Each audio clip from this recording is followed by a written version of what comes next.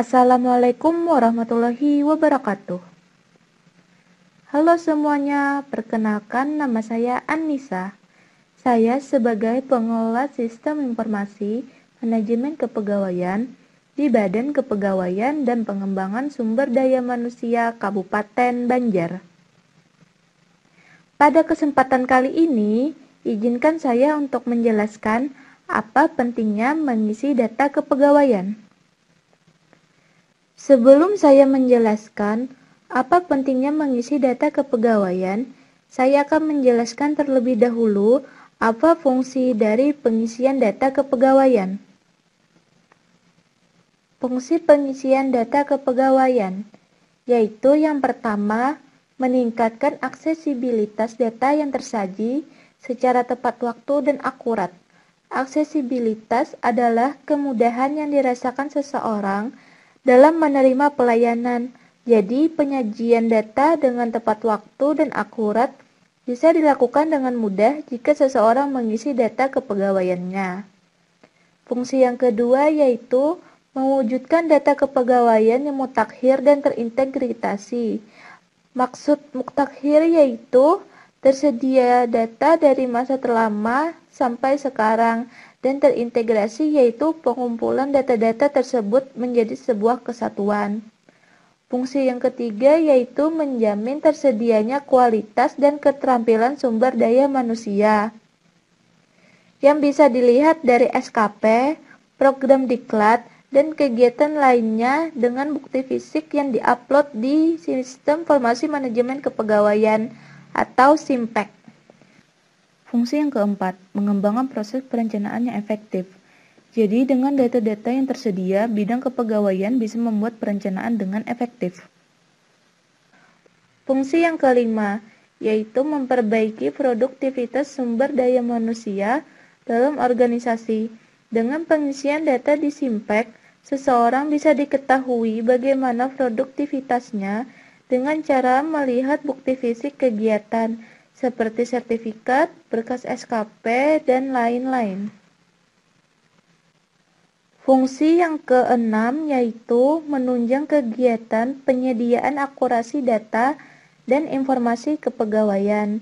Dengan tersajinya data yang tepat dan akurat, sehingga pelayanan publik seperti penyediaan informasi kuantitatif, baik secara online maupun ketersediaan dokumen dapat terlaksana dengan baik. Fungsi yang ketujuh yaitu membantu kelancaran pekerjaan di bidang kepegawaian, terutama dalam pembuatan laporan. Kelengkapan data kepegawaian juga sangat penting untuk dapat dihimpun dan diolah menjadi statistik kepegawaian dalam bentuk tabel maupun gambar diagram yang bisa dilaksanakan baik secara periodik, triwulan, maupun tahunan, sehingga dapat memberikan kesimpulan atau gambaran keadaan pegawai secara umum maupun secara khusus, serta menunjang dalam pengambilan keputusan pimpinan.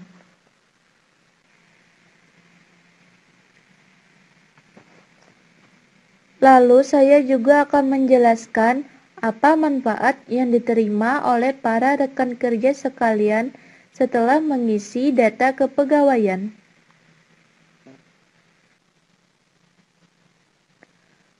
Manfaat pengisian data kepegawaian yaitu yang pertama, mendapatkan informasi tentang keadaan pegawai atau profil kepegawaian yang cepat dan akurat. Lalu manfaat yang kedua yaitu pembuatan laporan dapat mudah dikerjakan. Lalu manfaat yang ketiga, mengetahui pegawai yang akan naik pangkat dan yang akan mendapatkan kenaikan gaji berkala. Lalu manfaat yang keempat, memudahkan suatu pekerjaan yang berhubungan dengan kepegawaian, seperti angka kredit pegawai. Manfaat yang kelima yaitu dapat merencanakan penyebaran atau mutasi pegawai sesuai pendidikan dan kompetensinya. Manfaat yang keenam yaitu dapat merencanakan kebutuhan pegawai. Lalu manfaat yang ketujuh, memudahkan pemantauan jatah cuti. Manfaat yang ke-8, memudahkan dalam pengelolaan beban kerja kepada pegawai. Lalu manfaat yang ke-9, memudahkan dalam presensi dan penggajian pegawai.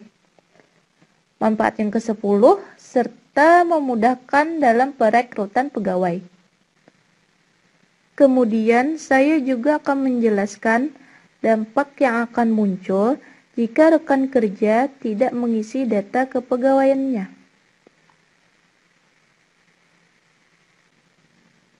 Dampak tidak mengisi data kepegawaian, yaitu yang pertama, data tidak bisa disajikan dengan cepat.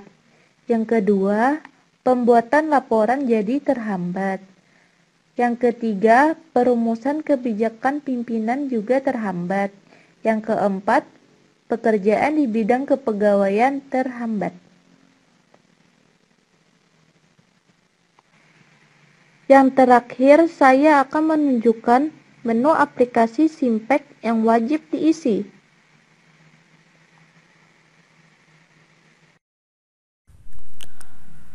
Menu pertama yang wajib diisi yaitu data pokok.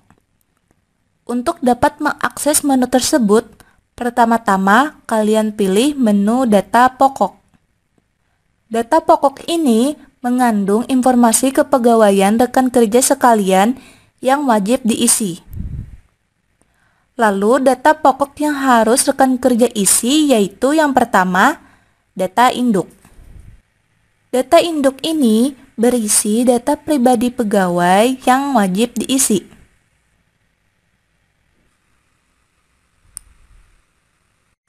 Yang kedua, data CPNS. Formulir ini memuat informasi tentang data CPNS pegawai kita. Yang ketiga, data pangkat. Formulir ini memuat data kepangkatan terakhir yang dipangku oleh pegawai. Yang keempat, data jabatan. Formulir ini memuat data jabatan terakhir yang dipangku oleh pegawai.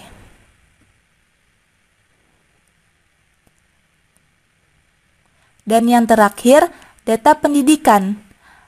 Formulir ini memuat informasi tentang data pendidikan terakhir pegawai. Jadi di sini ada 5 data yang perlu diisi, yaitu yang pertama data induk, yang kedua data CPNS, yang ketiga data pangkat, yang keempat data jabatan, yang kelima data pendidikan. Menu kedua yang wajib diisi yaitu riwayat. Menu riwayat ini menjadi bahan pertimbangan oleh pimpinan untuk mengambil keputusan. Data-data di riwayat yang perlu diisi oleh para rekan kerja sekalian yaitu yang pertama, kepangkatan. Data ini memuat kepangkatan yang pernah dipangku oleh para pegawai dari pangkat pertama sampai pangkat terakhir. Yang kedua, jabatan.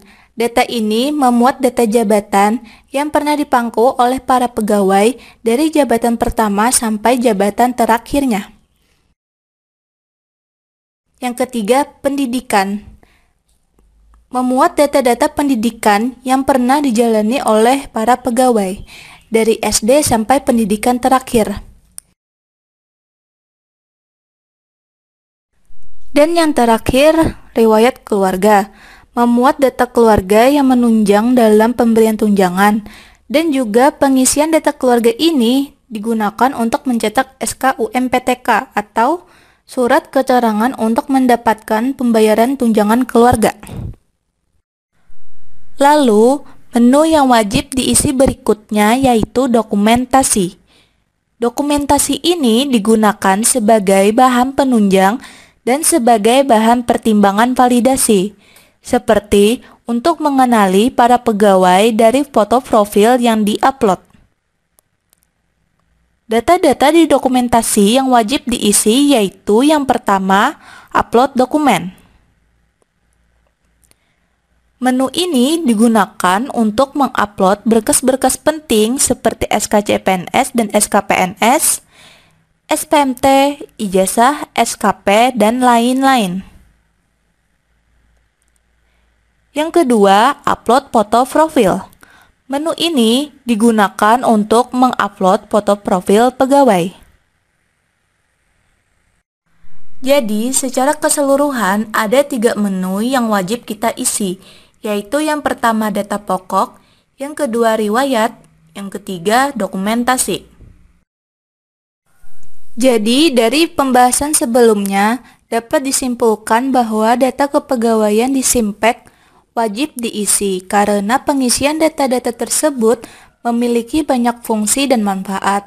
Dan jika tidak dikerjakan, maka beberapa pekerjaan dan pelayanan kepegawaian dapat terhambat. Demikian yang dapat saya sampaikan. Terima kasih atas perhatiannya, dan jika ada salah kata mohon dimaafkan. Wassalamualaikum warahmatullahi wabarakatuh.